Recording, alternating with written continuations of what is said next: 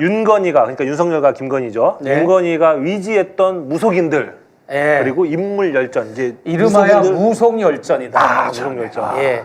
우리가 계엄 내란을 정말 광기의 전모라고 말할 수 있는데 윤석열의 계엄령 내란 죄뿐만 아니라 무속에 관한 이 혐의도 광기 같은 무속 정권이었다 하는 거를 우리가 관가할 수는 없잖아요. 결국은 이 내란죄도 이 무속의 조언과 자문의 결과로 이런 무모한 짓을 결정을 한 것이니까 이걸 안 다룰 수가 없죠. 그래서 개요를 잠깐 내가 이제 설명을 드리자면, 그리고 이제 디테일로 들어갔으면 좋겠는데, 첫째, 천공과 건진법사와 백재건 교수는 제외하고 워낙 많이 다뤘기 때문에 그런 분들은 일단은 제외를 해도 새로운 인물이 있습니까?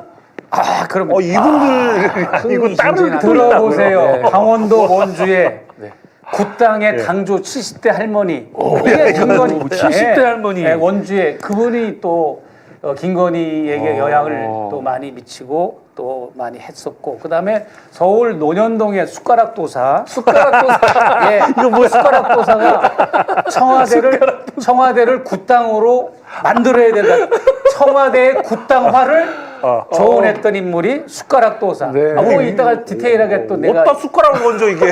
예, 그렇게 하고 여러 무속 열전 안에 숟가락을 올렸어요, 이 사람이. 보고 그 다음에 이제 김모 씨라고 하는 점쟁이를 대통령실 4급 행정관으로 임명해가지고 이력서가 오거나 대통령실 채용할 때 이 관상을 보도록 한 그 실제 그 무속 쪽 조언을 했던 인물이 현재까지 근무 중이라는 거, 그런 얘기도 있고요.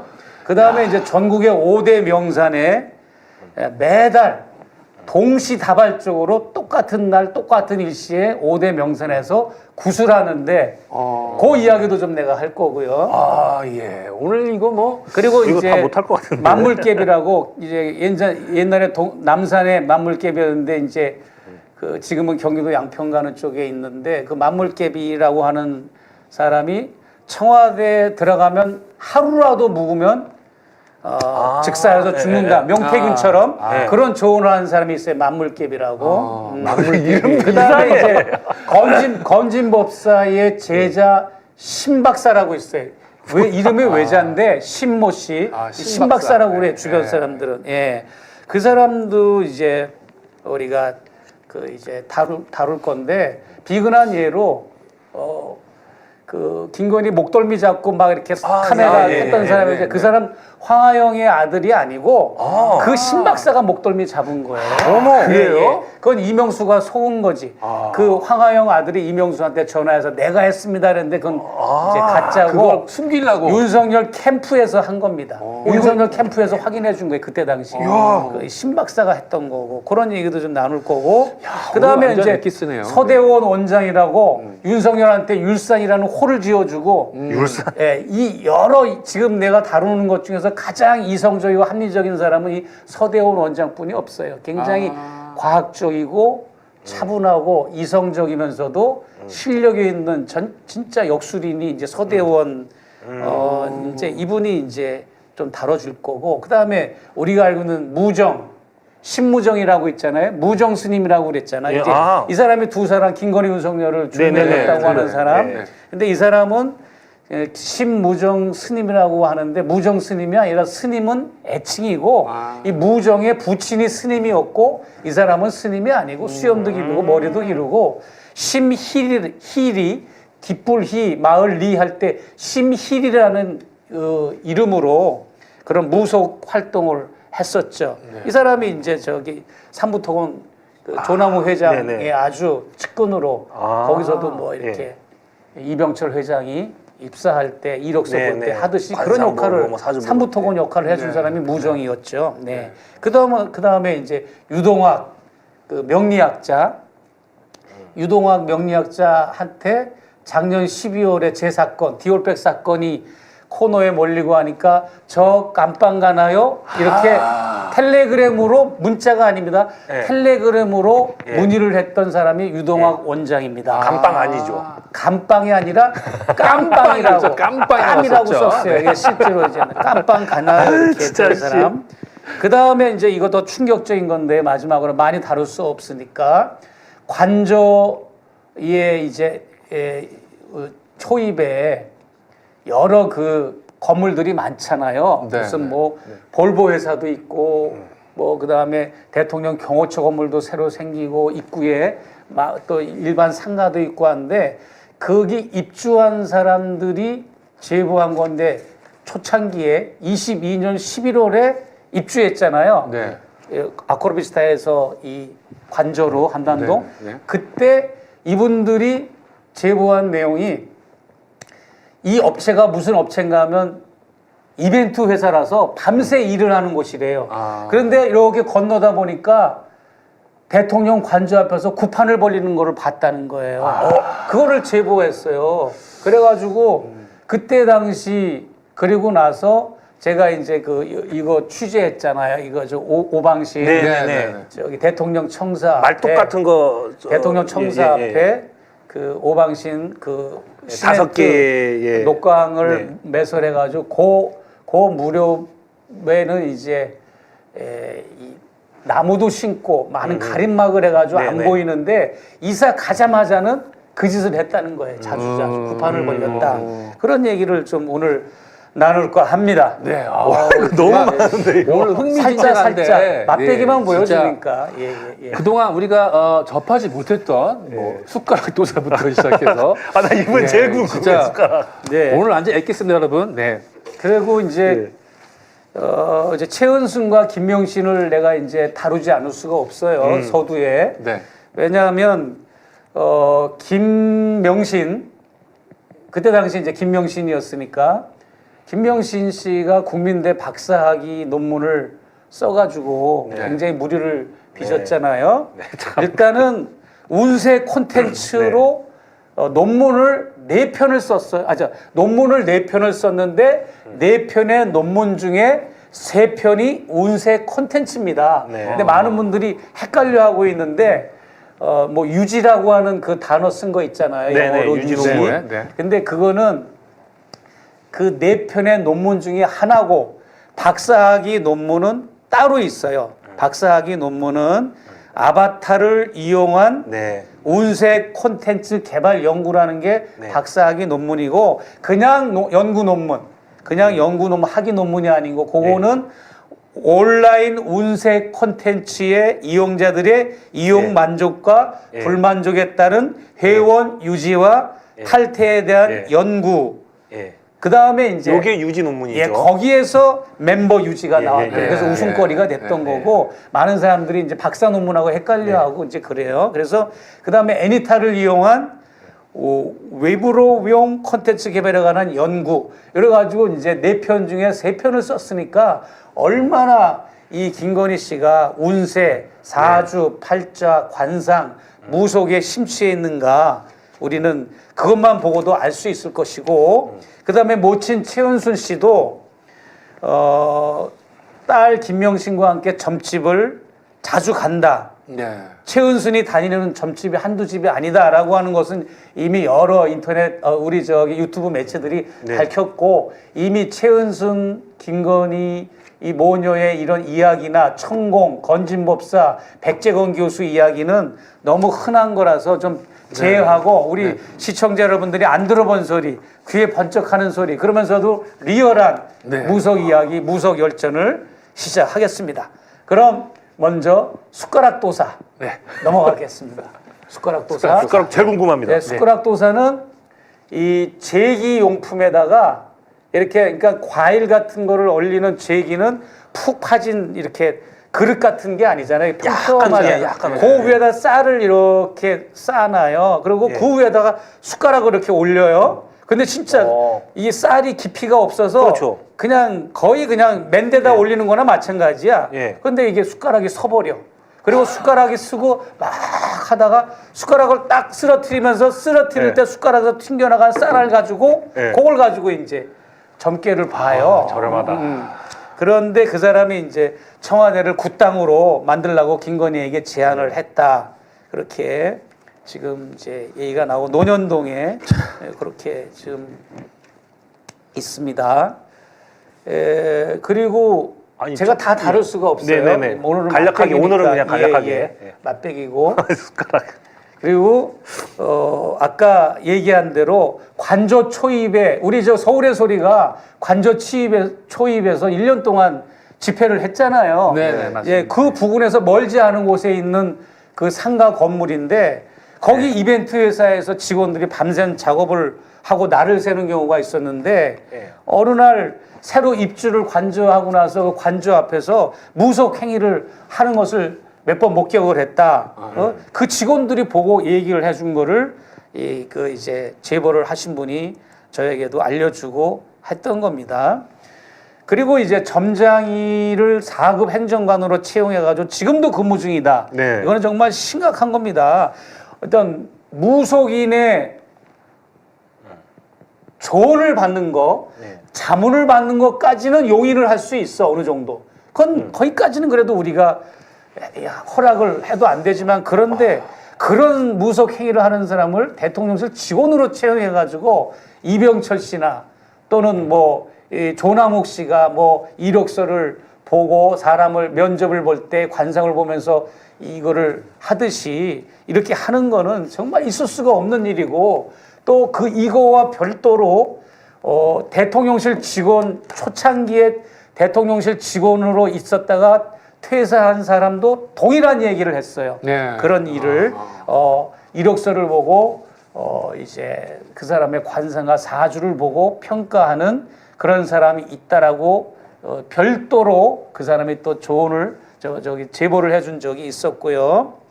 그 다음에 이제 5대 명산에서 매일 구슬한다.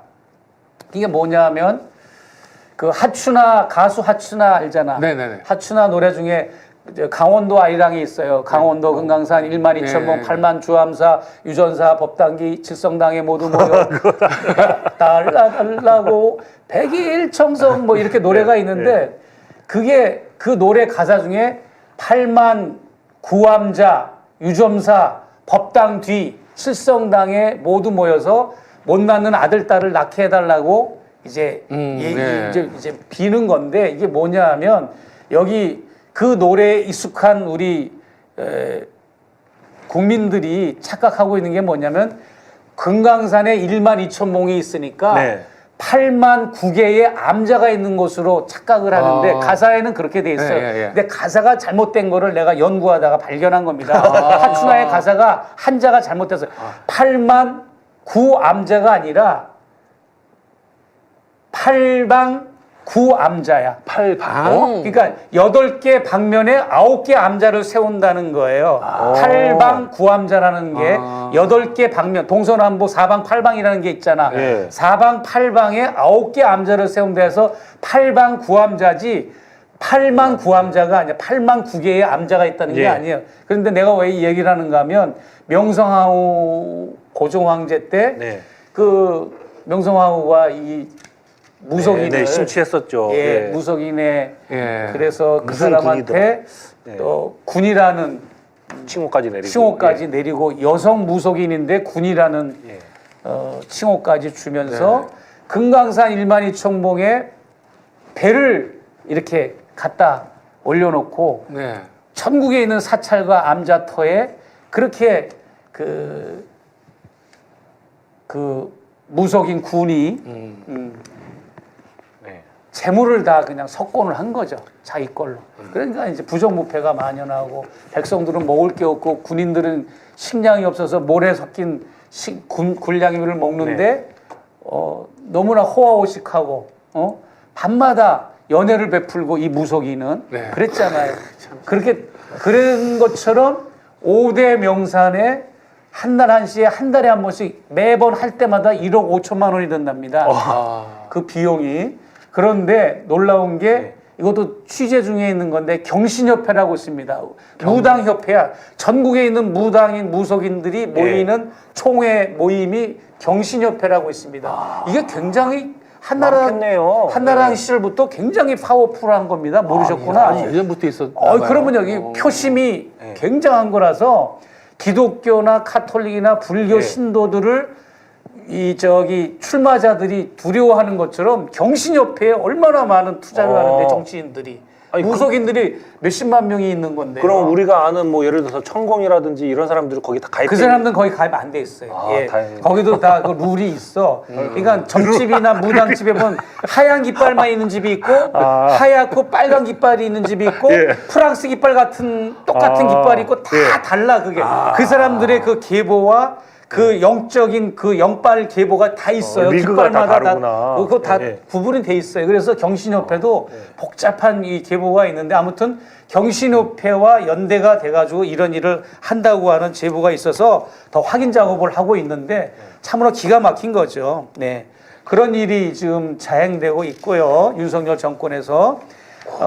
그 만물개비라고 하는 사람은 경기도에 지금 이제 활동하고 있는데 명태균이 얘기한 것처럼 청와대에 들어가면 청와대에서 하룻밤만 녹으면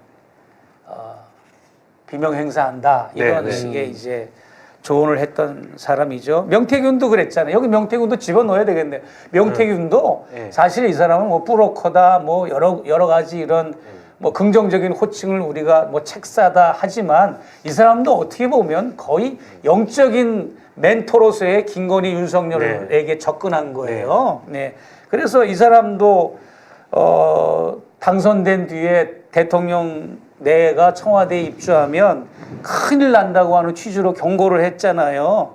그리고 명태균 씨 얘기입니다. 네네. 김종인 비대위원장의 사무실 15층을 가서 창문 밖을 보니까 산 중턱에 청와대가 딱 잘 보이더라 하면서 북악산 좌로는 대가리가 꺾였고 그 사람 표현으로 대가리가 꺾였고 북한산은 오른쪽으로 꺾여 있더라. 그래가지고 풍수지리적으로 청와대 가면 돼진다 이렇게 말을 한 그 녹취록이 있잖아요.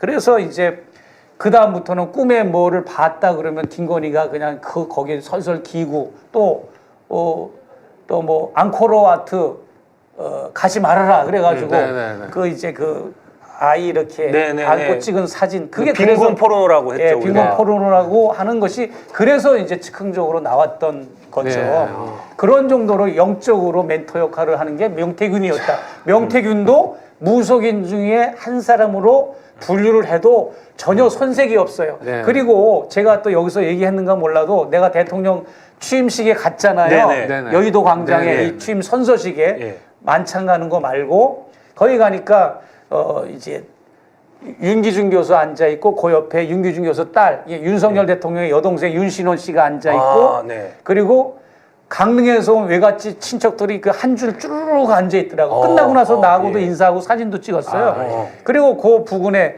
저기 그 도이치모터스 그 권오수의 부인 아들이 또 앉아 있었고 그 뒤에 명태균이 앉아 있었고 그 옆에 호랑나비 부르는 김은국이 앉아 있었고 그 뒤에 내가 앉아 있었어요. 그런데 이제 갑자기 이제 취임식을 하고 있는데 이 행사를 하고 있는데 사람들이 웅성웅성하더니 다 뒤를 쳐다보는 거야. 그래서 왜 보나 이렇게 보니까 무지개가 떴어. 쌍무지개가. 근데 나는 그때 이거 노아의 홍수 때 하나님이 무슨 그 뭐 멸망을 하지 않겠다는 언약의 약속의 징표인가? 이게 뭐지? 윤석열이 그런 지금 캐릭터가 아닌데 지금 나는 지금 걱정돼서 지금 그런데 명태균이가 속 시원하게 그걸 해몽을 해준 거야. 뭐라느냐면 저 쌍무지개가 뜬 거는 이 나라의 왕이 두 사람이라는 증거다 이렇게 해몽을 해줬어. 대통령이 두 사람이다 이렇게 해몽을 해줬다고. 기분 나빠야 되는 거 아니야? 바보가 그걸 듣고서 가만히 아니지. 편한 김건희지. 아니 그러니까 겉으로는 윤석열이 대통령이지만 진짜 실생은 김건희가 대통령이라는 거야. 아니 그러니까 윤석열이 들으면 기분 나빠. 윤석열이 왜 기분 나빠? 안도감이 있지. 자기가 불안한데. 그래요? 이 김건희가 해줘야 되는 거지. 아니 진짜 벨도 없네 이게. 저기 조선시대에 저기 이 왕비가 퇴위당해가지고 저 쌀이골 저 초가집으로 저 위패를 당해가지고 철조망에 이렇게 갇혀가지고 있듯이 네. 김건희가 위패돼가지고 네. 윤석열과 분리돼 있으면 네. 윤석열은 보름도 못 살아요. 아무것도 할 수 없어. 그래서 좋다고 그러고 있었다니 참 한심하고. 그러면요. 예. 아니, 궁금한 게 네, 예. 거기서 사람들 앞에서 그냥 해몽을 한 거 아니에요. 명태균이. 네. 그 정도의 그 수많은 그 국내 뭐 내노라 하신 분들이 모인 장소에서 그 해몽을 하고 그렇게 발언을 할 정도로 예. 발언권이 주어졌던 거네요. 그 당시에. 목사님 그거 보고 이 사람 뭔데 그런 발언을 하고 아니, 해몽을 뭐 하지? 공식적인 건 아니고 예. 그 아, 사람이 나중에. 이 녹취록에서 나온 얘기야. 나한테 얘기해 준 게 아니고. 난 현장에서 그거 아니, 해몽을 현장에서 했다고. 아니고. 그러면 바로 현장에서 아니고. 그거 보면 현장에서 현장에서 그럼 봤으면. 잡혀가지. 그러니까 그때 쥐가 당시. 뭔데 해몽을 해? 그러니까. 그 다음에 이제 화투신명이라고 있어요. 화투신명. 화투신명은 여기서도 출연했어요. 여기 저기 아, 그 그래요? 김의겸 의원이 다뤘고 어. 백은종 대표도 그 화투신명을 저 김의겸 의원을 앉혀놓고 여기서 옛날 커튼 쳐 있던 시절 있잖아요. 스튜디오. 아. 나 옛날에 출연할 때 그때 이미 했었어. 남자분이요? 아니 화투신명이라고 여성분이 계신데 여성분이요? 아. 여성분이 계시는데 그분이 이제 유명해요. 그 사람한테 2년 동안 김건희가 2년 동안 전화로 ARS 전화 같은 걸로 그 했잖아. 이명수 이번에 저기 뭐야 이 영화 예. 영화에도 버스. 나오잖아. 그 오. 영화 못 예. 봤나요? 아, 예. 봤죠. 예.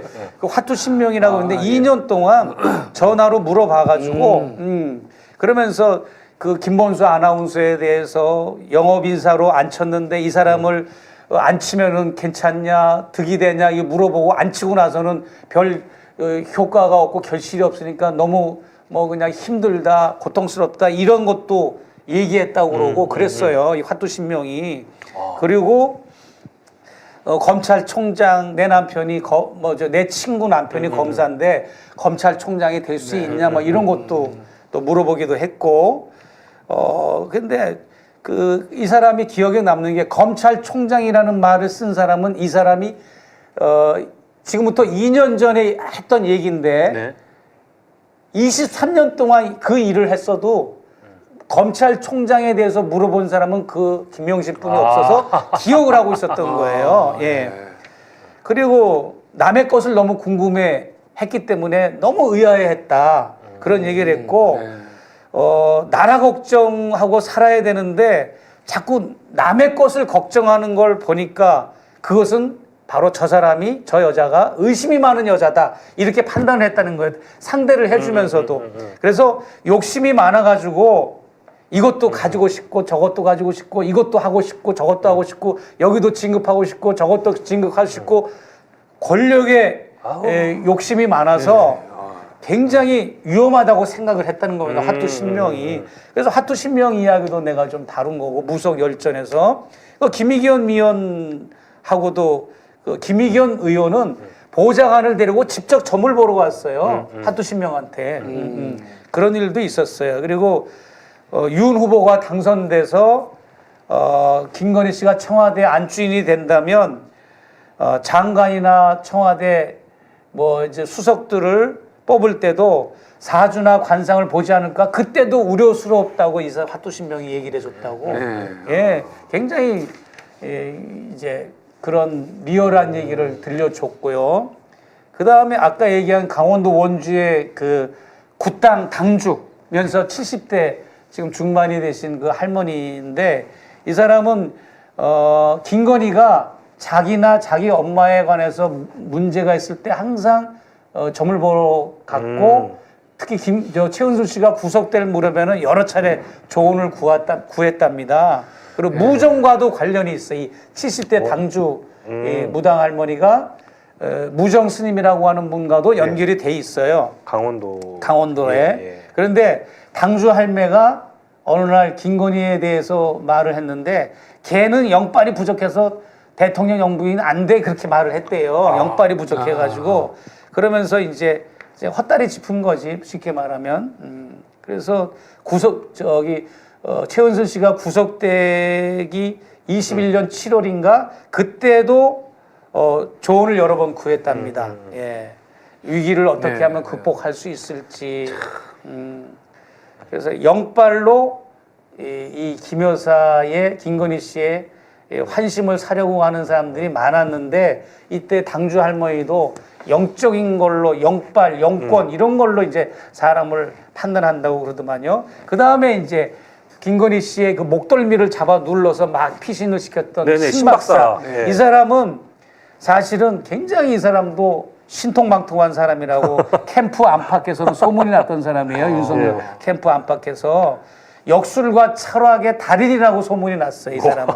그래서 강남권의 50대, 60대 여성들한테 아주 인기가 있고 유명한 사람이에요. 이 신박사가. 그래서 이제 그냥 신박사를 아세요? 그게 그런가? 신발한 신박사가 아니고 그래서 이 사람이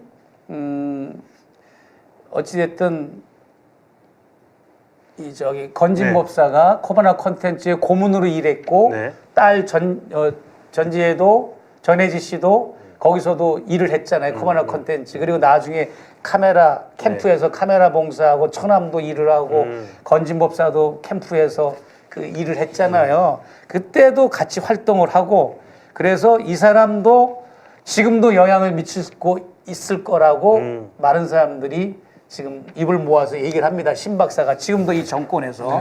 예. 그 다음에 이제 신무정 이 스님을 얘기를 안 할 수가 없는데 이제 스님이라고 말하는데 스님은 아니고 네, 아버지였다. 애칭이라고 그랬습니다. 예. 사람들이 그냥 스님이라고 너무 이렇게 호칭을 해가지고 고착화돼 버렸는데 그냥 무정은 그냥 무속인이라고 보시면 돼요. 이분의 부친이 스님이었고 그래가지고 그 지난번 이 영화에 보면 윤석열이가 여자고 김건희가 남자야 이렇게 말한 사람이 이게 무정의 발언이에요. 예, 영화에도 나오는 그 발언이. 그런데 두 사람을 중매했다 하는 것도 저한테도 그렇게 얘기를 했어요. 중매를 했다고 그러고 그리고 뭐 혼인신고 얘기도 했고 나한테 혼인신고를 안 하고 있으니까 엄마가 최은순 씨가 자기 인감도장을 몰래 훔쳐가 가지고 엄마가 혼인신고를 했다. 윤석열 총장하고 살을 때 그런 얘기도 나한테 했는데 이 스님하고 헤어진 경위가 내가 이제 헤어진 경위가 있었다고 내가 디올백 사건 때 얘기했잖아. 왜냐하면 하루는 만났는데 문재인이 빨갱이라는 소리를 하더라는 거예요. 무정이 김건희 앞에서. 그러니까 윤석열이가 문재인이가 빨갱이고 빨갱이 정권이면 결국은 윤석열이가 총장을 하고 있는데 그렇죠. 우리도 빨갱이라는 거 아니냐. 저 문재인 정권이 망해야 된다고 그러면 그럼 우리도 망해야 되는 거 아니냐 그러면서 말싸움을 했다는 거야. 나한테 그렇게 얘기를 해요. 그래가지고 그 다음부터 보지도 않고 지금까지 헤어져 있다. 결별했다 그렇게 얘기를 했어요. 저한테 카톡으로도 근거가 남아 있습니다. 그 김건희가 스님이 소개해줘서 만났다 윤석열이랑 그게 스님이 아니라 이 무정 이 사람이 그게 있는 이 거죠. 사람 예. 수염 나고 예. 그다음에 삼부토건에서 사람을 뽑을 때 그 조남우 회장이 뽑을 때 좀 이렇게 관상도 좀 보고 그러면 삼부토건이 해외 이런 많은 건설업을 했잖아요. 그 삼부토건 조남우 회장의 부친이 1호 건축 등록업자거든요. 허가업자거든요. 그러니까 전 세계 이제 건축업을 할 때 현장에 꼭 가서 기도도 해준다고 이 무정이라는 분이. 그 무정이라는 사람 차도 번호가 끝이 5자로 돼 있더라고요. 그 다음에 이제 주역 전문가 서대원 원장. 이 서대원 원장이라고 하는 분이 내가 그 중에 제일 이 여러 무속인 중에 가장 그래도 유일하게 점수를 주는 율산 분인데 율산이 아니라 윤석열한테 호를 율산이라고 지어준 사람인데 후보 시절에 양재동에서 주요 강의를 했대요. 어느 날 초청을 받아가지고 제가 무슨 통일운동이나 이런 남북 강연을 할 때 주최 측에서 나를 초청하잖아요. 그것처럼 이 서대원 원장이 주최 측에서 초청을 해서 역술 강의를 하고 있는데 그 장소가 양재동이었는데 거기 김건희가 와서 앉았더래. 그래가지고 거기서 인사를 하고 접근을 해가지고 그 다음부터 남편도 한번 좀 만나 주십시오 해가지고 만났다는 겁니다. 이거는 확실한 얘기입니다. 그래서 강의를 통해서 만났고 그래서 이제 2018년 2월에 만나서 그때 찍은 윤석열하고 서대원 원장하고 찍은 사진도 있어요. 그래서 윤석열 후보에게 당신은 검찰총장이 될 거라 라고 말을 해줬고 아 그게 이분이구나. 예. 뭘 보고 총장이 될 거라고 말했습니까? 했더니 제가 역경을 공부하다 보니까 앞날에 대한 얘기를 좀 하는 기회가 많고 그것을 이제 역술적으로 주경학적으로 해보니까 사주를 뭐 보고 하는 거는 안 하는데 그걸 보니까 총장이 될 거다는 그게 딱 결론이 나오더래. 그래서 이렇게 하늘이 했다. 우리나라를 버렸어. 그래서 이제 그랬더니 또 뭐라고 질문하는가 하면 나는 기수가 늦는데 윤석열이가 하는 말 나는 기수가 늦는데 내가 총장이 지금 되면 많은 무리수가 따르니까 내가 지금 총장을 거절하고 다음 기회에 총장을 하면 어떻겠습니까? 질문을 해서 이 서 원장이 뭐라고 답변해 주는가 하면 아니다. 다음에 하면 기회가 절대 오지 않으니까 이번에 하라. 그렇게 해서 그때 당시 수락을 했다고 이렇게 얘기를 합니다. 그래서 자기의 모필로 실제로 이렇게 자필로 율산이라고 하는 호를 윤석열한테 져줬다. 법률가로서 최고의 수장이 되라는 뜻으로 근데 이게 참 율산이라고 하는 이름값도 못하고 쪼잔하게 피해 댕기고 이런 자가 무슨 율산입니까? 율산이 아니라 이 율골짜기도 안 되는 그리고 조욱하고 잘 지내라는 얘기도 했는데 조욱하고 잘 지내는 얘기도 이렇게 거역했다 이런 얘기도 해줬습니다. 그렇게 그런 얘기가 있었고요. 그 다음에 이제 또 그 아까 제가 이제 빠뜨렸지만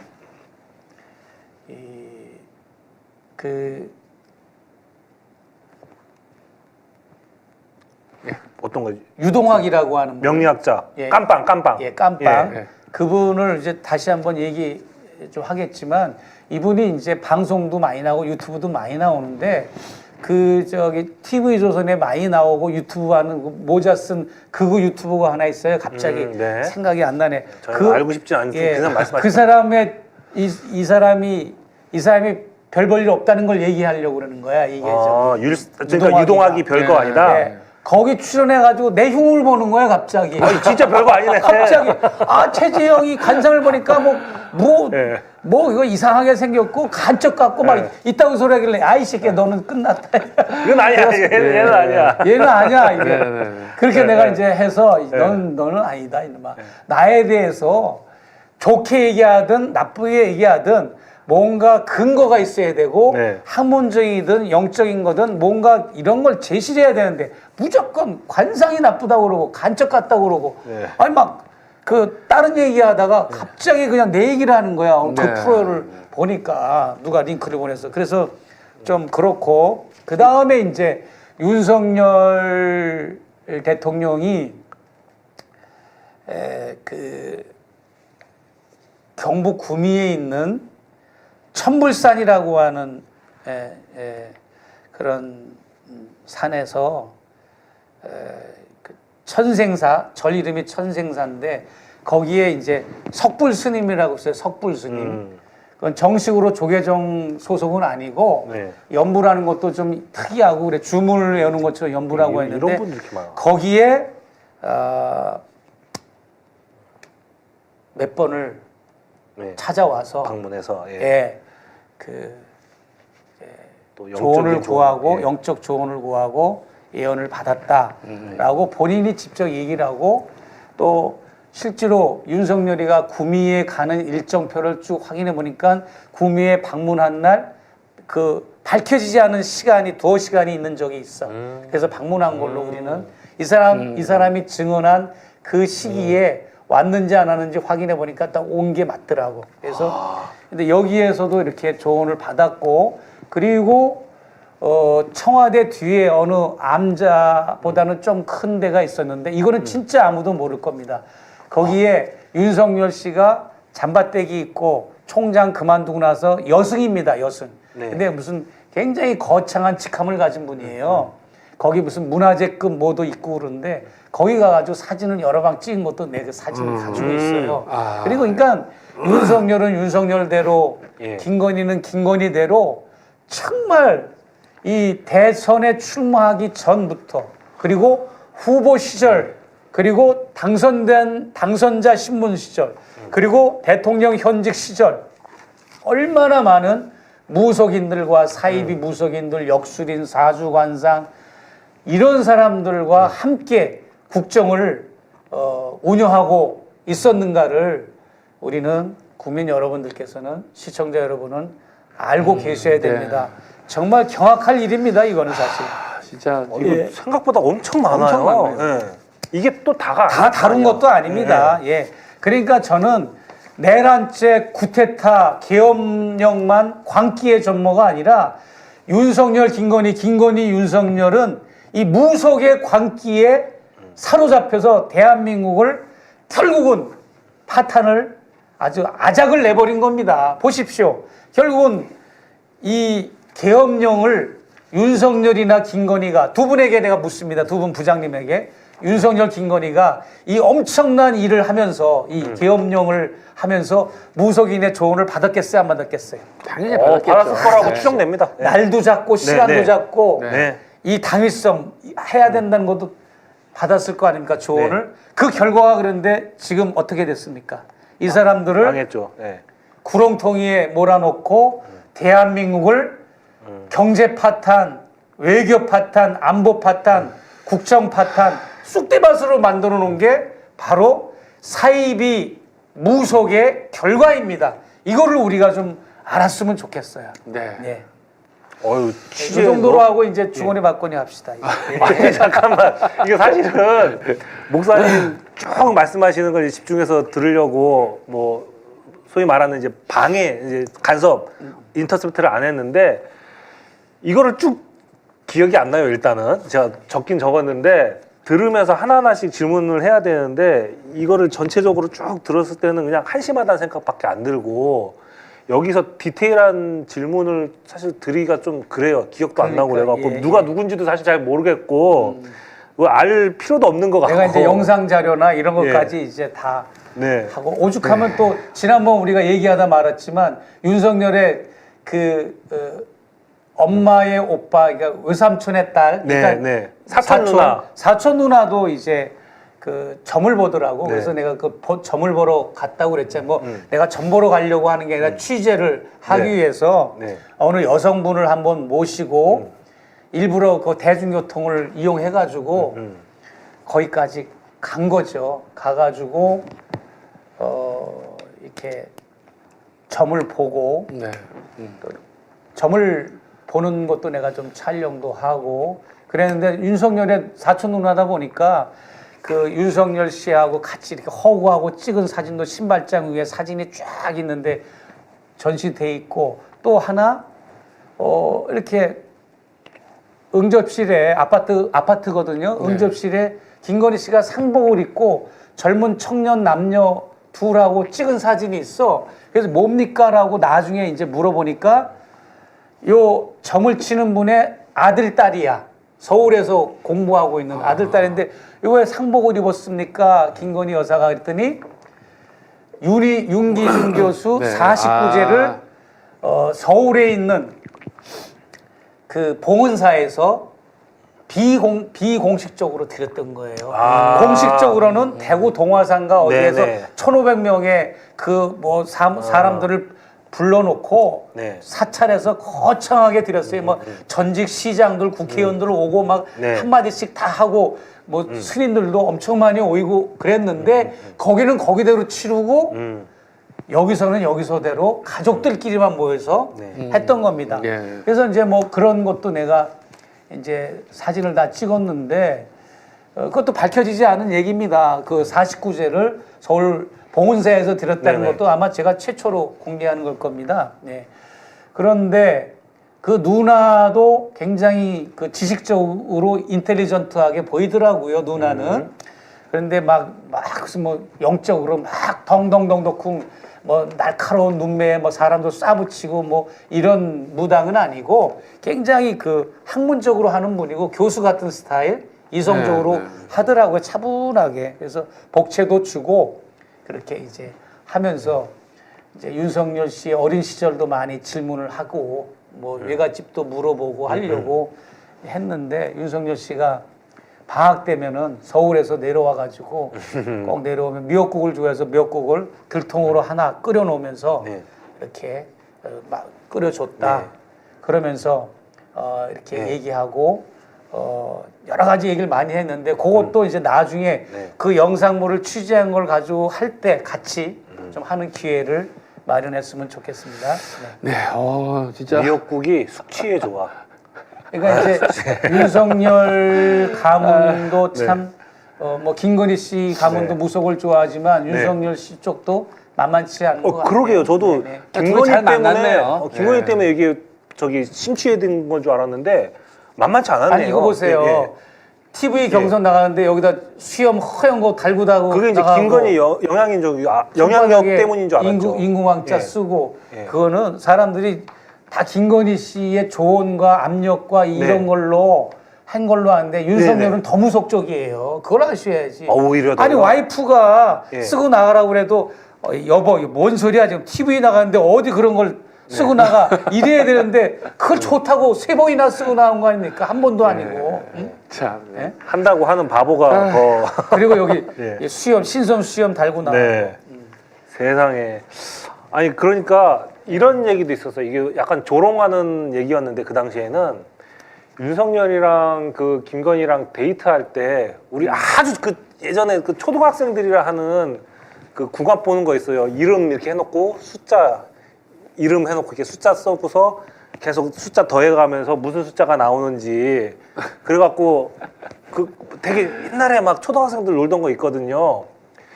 그러고서 잘 맞았다라는 얘기가 있었거든요. 아니 그래서 제가 그 목사님 얘기를 쭉 들으면서 하도 한심해갖고 설마 얘네가 이랬을까라고 해갖고 지금 한번 해봤거든요. 예. 김건희, 윤석열 써놓고 숫자 이렇게 해놓고 했더니 숫자가 맨 마지막에 행운의 숫자 7이 나와.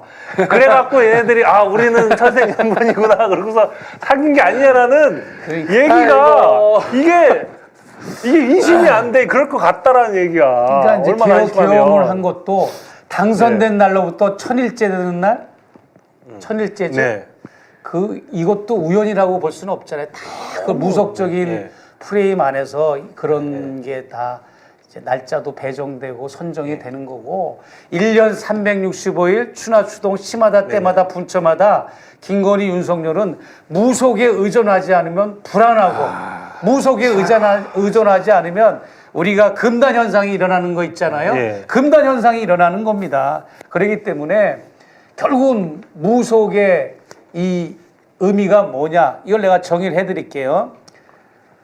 대한민국은 민주공화국이죠. 네. 그리고 정교분리 원칙이잖아요. 네. 그럼에도 불구하고 지금 기독교라고 해도 현재 대통령이 기독교에 심취했다고 그래도 모든 거를 국정을 막 성경 말씀대로 한다고 그러고 모든 걸 막 목사들을 동원해가지고 하고 너무 기독교 색채가 짙으면 이것도 정교분리의 원칙에 위배되는 겁니다. 목사님께서 이렇게 말씀하시네요. 네, 카톨릭적으로도 네. 그렇게 너무 해도 그것도 정교분리 원칙에 위배되고 네. 불교식으로 고려 왕조 때처럼 모든 거를 막 국사를 스님으로 네. 앉혀놓고 막 하듯이 그런 식으로 해도 이거는 정교분리 원칙인데 이거는 하물며 무속 그냥 역술이나 과학적인 우리 전통적인 거는 괜찮은데 사이비 무속, 주술적 무속이 이제 많잖아요. 네. 그러니까 이런 거를 국정에 반영하고 4급 네. 행정관까지 둘 정도로 네. 이런 일을 하고 이런 정도면은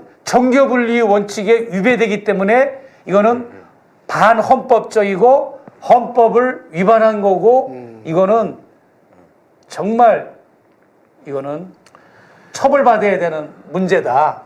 당사자들도 그렇고 여기에 혹세무민하고 잘못된 이 부귀영화를 누려보겠다고 대통령 부부한테 뭔가 조언하면은 그게 무슨 이름이나 날리는 줄 알고 헛소리 삑삑 해가지고 나라를 이 망조로 만드는 이런 사이비 무속인들은 네. 하나같이 수갑 차야 돼요. 그랬으면 좋겠습니다. 네. 숟가락으로 계속 그냥 죽을 때까지 팼으면 좋겠다는 생각이 들긴 하는데 그럼 숟가락 네. 도사가 기분 나쁘지. 그래서 숟가락 살인마라는 사실은 얘기가 있는데 네, 네. 오늘 전반적으로 얘기 들어보니까 우리나라 불쌍합니다.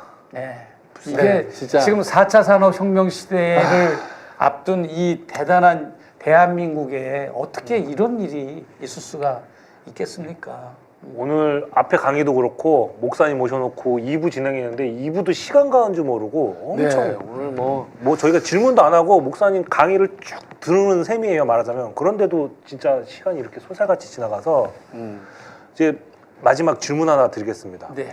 목사님 여기 스튜디오 오시기 전에 어디 갔다 오셨죠? 어디 갔다 오셨습니까? 제가 이 해도 되나 모르겠는데 송영길 네. 대표 네. 재판정에 참관하고 왔습니다. 예. 오늘 재판 결과가 굉장히 좀 안 좋게 나왔더라고요. 그래서 2년 네, 그 징역형이 좀 나와서 위로의 말씀과 구속이- 기도를 좀 부탁드려도 될까요, 제가? 송영길 대표님이랑 제가 뭐 개인적으로 친분은 전혀 없는데 어쨌든 네네. 그분도 민주주의 위해서 많은 노력을 하셨던 분이고 갔다 오셨다길래 야당이고 야권 인사잖아요. 우리가 물론 민주당의 이재명 대표도 중요하고 또 조국당의 조국 대표도 중요하고 또 소나무당의 송영길 대표도 중요합니다. 또 더 중요하죠. 왜냐하면 더 이렇게 또 원내 정당도 아니고 이렇게 정말로 힘겨운 가운데 투쟁하고 있는 소나무당의 송영길 대표가 제가 아까 일찍 가서 또 인터뷰할 때도 옆에 제가 서 있었고 법정에 들어갈 때도 가족들과 함께 같이 이제 방청을 했는데 너무 마음이 안 좋아. 딱 느낌이 오는 거예요. 딱 느낌이 와요. 네. 그래서 살그머니 빠져나왔어요. 네. 촉이 오더라고요. 네. 세상에. 송영길 대표님 이제 2년 형을 받았으니까 네. 법정 구속됐다고 뉴스가 뜨더라고요. 그래서 저도 참 깜짝 놀랐는데 마치 아주 빨리 정의가 찾아오는 그런 사회가 됐으면 좋겠습니다. 예, 뭐 이제 저는 그렇게 생각합니다. 송영길 대표도 야망이 있는 분 아닙니까? 정치에 야망이 네. 있지 않겠습니까? 그럼요. 뭐 이재명 대표, 조국 대표, 예, 송영길 대표 대표하셨던 분인데. 다 이제 대권 도전도 야망도 있을 것이고 그런데 저는 이렇게 생각해요. 대장간에서 조그마한 이런 무슨 저기 단도 칼을 만드는 거는 똑똑똑똑 두들기면 금방 만들지만 포항제철에 가면 어마어마한 그 큰 이런 기계는 어마어마한 집채만한 프레임이 쿵쿵 떨어져서 연단을 하잖아요. 그래서 나는 송영길 대표가 연단의 과정이다. 더 큰 그릇으로 네, 쓰기 네. 위한 과정이다. 이렇게 위로의 말을 전해주고 싶고 그분을 지지하는 또 호남의 많은 DJ의 후계자라고 그분이 또 자처하고 많은 또 주변에서도 그렇게 인정을 하니까 그분이 또 그런 정도를 가고 또 DJ의 후계자가 되기 위한 그런 또 각고의 노력을 또 하시지 않을까 네. 그렇게 생각하고 윤석열 정권이 또 이제 무너지면 또 이런 부분도 또 새롭게 뭔가 또 이제 다시 또 이렇게 뭐 이제 새로운 또 조치가 있지 않겠나 싶습니다. 지금은 2년 징역형이지만 뭐 예. 제가 알기로는 그 송영길 대표님 여사님도 투사라고 알고 있거든요. 네, 여사님께서 네. 투사인데 오늘 목사님 말씀하신 그 위로와 그런 것들 꼭 들으셨으면 좋겠다라는 생각이 드네요. 예, 오늘 오셨는데 법정 안에는 안 들어오시더라고요. 이렇게 네. 못 보게 긴장, 예, 그렇죠. 예, 그리고 딸 현주만 아들도 안 왔어요 일부러. 네네. 그리고 현주만 거기 들어와 있더라고요. 그래서 아무튼 예, 좀 그렇습니다. 네, 힘내시고요. 결국 정의가 이길 거라고 저는 믿어 의심치 않습니다. 네. 오늘 저 영등포에서 일하시는 김 부장님 방송 어떻게 보셨습니까? 오늘 너무 이제- 발언이 없으셨어. 예. 예, 아니 오늘 너무 이제 앞에 1부도 그렇고 2부도 그렇고 너무 충격적인 말씀을 많이 하셔가지고 저는 이제 오늘 끝맺으면서 좀 이런 말씀을 드리고 싶어요. 제가 그 요새 그 하얼빈이라는 영화가 나오지 않았습니까? 근데 그 영화를 보면은 안중근 장군님이 나오지만은 거기 이제 최재형이라고 우리 예, 예. 예, 목사님이랑 이름 비슷하신 최재형이라는 러시아에서 예, 러시아에서 예, 독립운동 하셨던 이분은 실존 인물이세요. 네, 그렇죠. 알죠. 예, 그리고 김상현이라고 하는 일본어 담당을 통역을 하는 네. 가상의 인물이 나옵니다. 예, 예. 그래서 이렇게 나오는데 거기서 이제 안중근 장군이 적장을 잡았다가 예, 예. 뭐 국제 협약에 의해서 뭐 인권을 위해서 그 장군을 죽이지 않고 풀어줍니다. 헌병 대장을. 예. 근데 이제 나머지 독립군들이 반대를 하죠. 나중에 어떤 그 보복을 당하려고 그러느냐 이렇게 하는데 결국은 풀어줍니다. 풀어줘가지고 이 일본 장군의 장군에 의해서 이 독립군 부대가 전멸을 해요. 다 죽습니다. 안중근 의사가 잠깐 어디 나간 사이에. 그래서 마치 영화에서는 이게 잘못된 어떤 그런 안중근 장군이 잘못된 그런 판단을 한 것처럼 나오는데 네. 저는 이런 설정을 픽션을 진짜 있었던 일은 아니지만 그 감독이 그렇게 설정했던 이유를 저는 왜 그랬을까 생각해 봤는데 지금 우리나라 역사 지금 현재 윤석열 내란과도 굉장히 많이 맞닿아 있다고 생각을 해요.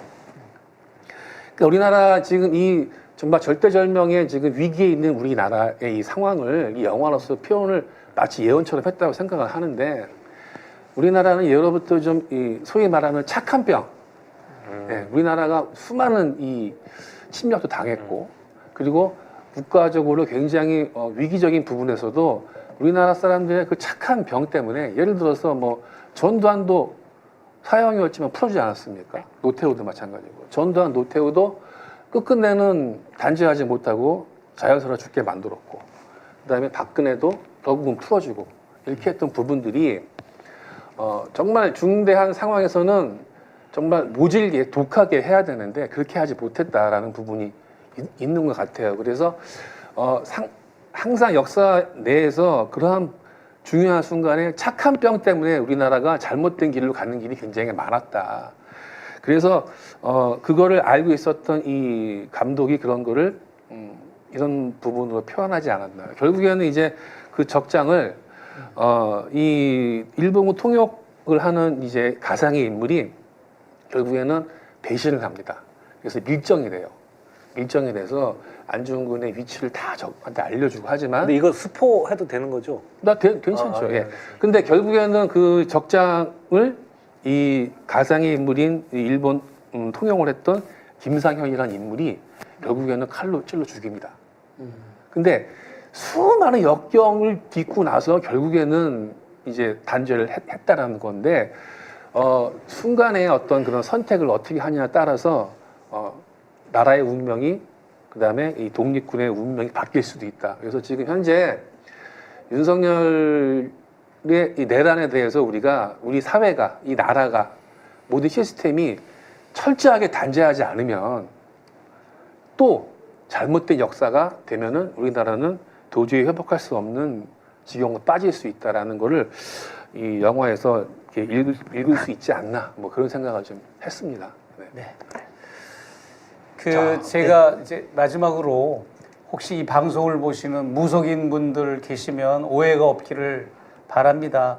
저는 여러 번 방송이나 강연을 통해서 저는 목회자지만 대한민국의 전통적인 종교, 토속 종교, 토속 신앙, 무속적인 거를 반대하거나 비하한 적은 없습니다. 그러나 김건희, 윤석열 이 대통령 부부가 지금까지 의존해왔고 추구해왔던 무속은 사이비 무속, 기독교도 사이비 기독교가 있잖아요. 사이비 무속인들 또 주술적 무속, 남을 저주하고 뭐 안 되게 하고 이런 것들을 지적하는 거지. 그리고 박정희 대통령이 잘못한 게 있습니다. 뭐냐면 제가 어린 시절인데 그 미신타파라고 하는 거를 반공하고 똑같이 써붙였어요. 어디를 가도 반공, 미신타파. 그래가지고 모든 이 기독교만이 우월한 걸로 해놓고 토속적인 신앙 이런 거 모든 거를 다 미신으로 치부를 해버린 거예요. 그래서 타파해버리고 뒤집어 엎고 아주 흔적도 없이 그것을 내가 복구하자는 사람입니다. 저는 그렇기 때문에 어디 가면은 박정희 반신으로 모시고 그러지 않나요? 그런데 이제 그거를 박정희 대통령이 그런 일을 교회와 손을 잡고 그 관공서에서마저도 미신타파라는 거를 구호로 내세울 정도로 우리 토속 종교를 다 씨를 말려버릴 그런 일을 했다 이 말입니다. 그러나 그거는 정말 아름다운 종교고 우리 어머니도 장독대에 정한수 떠놓고 비시고 그걸 나 어린 시절에 봤어요. 우리 어머니가 이제 기독교를 믿으시기 전까지. 그리고 그런 거는 정말 자연 친화적이고 우리 인간의 어떤 그 태고의 인간의 인본주의와 인권을 존중하는 그런 종교예요. 네. 모든 우리 대한민국의 이런 토속 종교들이 민속 종교들이 그런 거를 비하하는 거는 아닙니다. 그러니까 참고해 주시기를 바랍니다. 네. 그 무속인들도 이 땅의 주인이고 국민 중에 한 사람이잖아요. 나라가 잘 되는 꼴 다 같이 봐야 되지 않겠습니까? 지금 무속인들도 이렇게 뭐 있을 때가 아니라고 봅니다. 양심 있는 무속인들의 시국선언 기다리기 봅니다. 맞죠. 자, 그러면 시간이 너무 많이 가서 후딱 마치죠. 네네네. 이렇게 짧게 했는데도 맛배기만 했는데도 이렇게 빨리 가니까 하나하나 디테일 들어가면 네. 얼마나 길어질까를 제가 여러분 기대해 주세요. 예측하고. 자, 그럼 오늘 말씀 잘 들었고요. 네. 이만 마치시죠. 네. 네, 다음 주도 우리가 김현장이 또 방송할 수 있도록 여러분들 네. 많은 응원 부탁드리겠습니다. 네, 오늘 굉장히 많이 들어오셨어요. 네네. 감사합니다. 네, 감사합니다. 다음 주도 봬요. 감사합니다. 즐거운 하는 건가? 네. 새로운 여론조사 빛의 혁명, 여론조사의 혁명, 여론조사 빛. 매주 금요일 오전 10시 대한민국에서 가장 빠르게 서울의 소리가 전하는 가장 빠르고 신뢰도 높은 여론조사 해설 미래를 만드는 우리의 선택, 여론조사 빛과 함께하세요. 서울의 소리와 윈지코리아가 함께하는 신뢰할 수 있는 여론조사 대한민국에서 가장 빠르게 한국갤럽 조사 결과를 분석해드립니다. 속 시원한 해설로 대한민국의 미래를 밝힙니다. 여론의 흐름을 가장 먼저 읽고 대선 판도를 예측합니다. 매주 금요일 대한민국 정치의 방향을 예측합니다. 신뢰할 수 있는 분석과 함께합니다. 대한민국의 희망을 전합니다. 당신의 선택이 우리의 미래를 만듭니다. 여론조사 빛과 함께하세요. 매주 금요일 오전 10시 여러분을 만나러 갑니다.